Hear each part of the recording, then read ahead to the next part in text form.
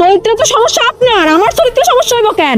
আপনার স্বামী আপনারা কোনো কিছু কয় না, আপনি আমার এই বাড়ি থেকে বিদায় করতে পারলে আপনার জন্য ভালো, তখন শান্তি মতো আপনি যা খুশি তা করে বেড়াতে পারবেন। মেম্বার সাহেব, আমি হুদাহুদি সেটি না, আমার সাহেব কিন্তু এমনি এমনি ওঠে না, বহুত কারণ ওঠে। এই যে আমার পোলার বউ, তার চরিত্র কিন্তু ভালো না, তার মায়ের মতো সমস্যা আছে। আপনি জানেন না, আমার পোলা থাকি বিদেশে, আমি থাকি একা একটা ছেলের বউ নিয়া। এখন যদি বাড়ির আশেপাশে কোনো পোলা পান গুড় করে, আবার ম্যাচিং করা শাড়ির সাথে শার্ট মিলাইয়া, তাইলে আমার মনটা কি মানে? আমি এটা সহ্য করতাম পারি? ওই জন্য দেখছি কালা শার্ট, তাইনো কালা শাড়ি পরছে। ও আবার আরেকদিন দেখছি পরশুদিন ও লাল শার্ট, তাইলে লাল শাড়ি পরছে। তাইলে আপনি কি বুঝেন? কি বুঝাইতে পারতেন? আপনি বুঝছেন কিছু? সমস্যাটা কোথায় যায় দাঁড়াইছে? তুমি আমার বারবার আমি হাত উঠে আমি মন জড়াবো, তুই কি বড় আরে থামো! এই জামাল, তুমি কি মনে করছো? হ্যাঁ, তোমার বউ বলা পাইন যুদ্ধ করে আর তুমি এই জায়গায় ভাবে হাসতেছো। আরেকবার যদি আমার এলাকায় সালিশের লেখা ডাকছো, তোমার কিন্তু খবর আছে। মেম্বার, নির্বাচনে তোমার ভোট দিয়া পাশ করাইছে কি এর লিগা? এরকম বিচার সালিশি করার লিগা। মাথা গরম করা যাবে না, রাগ করা যাবে না, হাসতে হবে। আমি কি রাগ করছি? আমি তো হাসতেছি, দুঃখেও হাসি, সুখেও হাসি। তোমারও হাসতে হবে, কোনো রকমের রাগ করা যাবে না। বিচার করো, হাসতে থাকো, রাগ করা যাবেই না। একদম চুপ। আরেকটা কথা কইবা না, বেশি বাড়াবাড়ি করলে কিন্তু আমি থানায় ফোন দিব।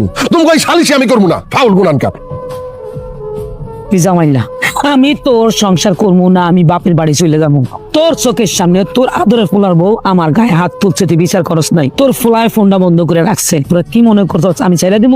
এটার বিচার না পারলে আমি এই সংসার করবো না, এটা কথা ফাইনাল। আরে রাখো তোমার ফাইনাল। তোমাকে বিচার সালিশি করণের লিগে তুই মেম্বার রান্না বাড়িতে মেম্বারের সামনে তোমার বউ আর শাশুড়ি মিলে মারামারি শুরু করলা। মেম্বার তো ভয় পায়া বিচার তুই পলাই গেছে। আমি একলা মারামারি করছি?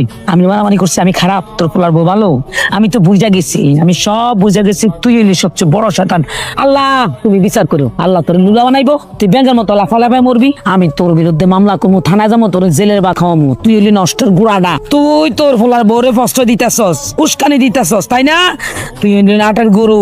সালমা বেগম, তুমি এই কথাটা সত্য কইছো। আমি নাটের গুরু, আমি পলিটিক্স কইরা তোমার লগে প্রতিযোগী হিসাবে যোগ্য প্রতিযোগী নিয়ে আইছি। এতদিন কি করছো? বিয়ার পর থেকে একটা রায় তো আমার সুখে শান্তিতে ঘুমাইতে দাও নাই।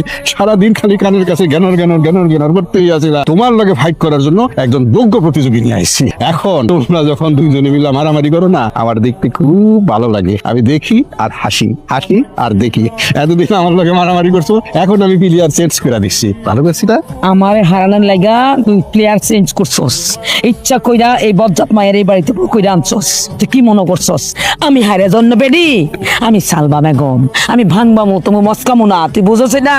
দরকার হইলে তোরও আমি ছাড়বো না, তোর এই বাড়ি থেকে বাড়ি করে দিব। তোর বাড়িতে আমি আগুন জ্বালাই দিব। তোরে আমি, তুই কি মনে করছস? হ্যাঁ, তুই যে এই নাটের গুরু, এই যে চাল আমারে ক্ষান্ত করার লাগা, আমার নষ্ট করার লাগা, আমারে কষ্ট দেওয়ার লাগা, আমি কি বুঝি না? আমি যদি না বাঁচি, বাচ্চা থাকবি না তোরা। না না না